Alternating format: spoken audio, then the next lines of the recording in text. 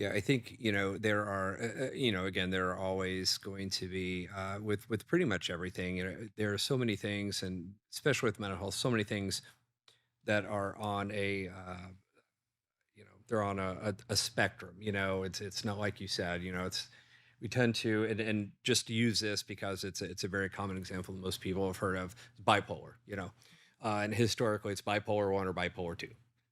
Well, I mean, reality, and this is what I tell patients when I do consults, is like, what, diagnoses, sometimes they're helpful, but really, in this context, at the end of the day, it boils down to, here are the things I'm feeling or experiencing that I don't like, and here's where I would like to be. So I'd rather focus on where you are now, where you'd like to be, and how to get you there. Yep. You know, at the end of the day, with some exceptions, I don't really care so much about a specific diagnosis. I You know know, at all. I mean, If anything, I hate some them. diagnoses, yes, but for the most of the people that we talk with, it's like, okay, I mean, that's helpful. Definitely want to know that you've had periods of cycling, mania or hypomania or whatever, Sure.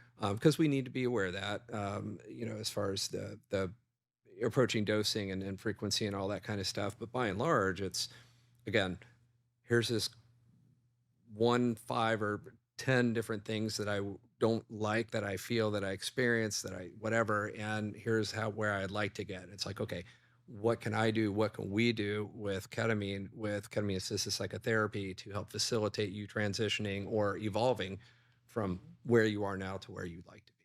Yep. And I think that's the big piece, right? Is exactly what you just said. The diagnosis does not define the person. Absolutely.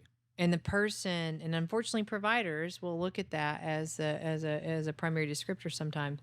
But it's good to hear the diagnosis because, that they have, because I just want to know why. I want to know, just give me just a second. If you have DID, right, your dissociative identity disorder, tell me why were you diagnosed with that? Well, one time I was diagnosed with that because I was listening to a conversation and I forgot where I was. I'm like, okay, Right. probably not the correct diagnosis, but that's good to know. Or, it could be, well, when I'm in stressful situations, like I forgot where I was for 2 days. And I'm like, Yeah. okay, that actually has significance to it, Right. Right. But you're right. And that's the thing about ketamine and psychedelics is you're not addressing the diagnosis.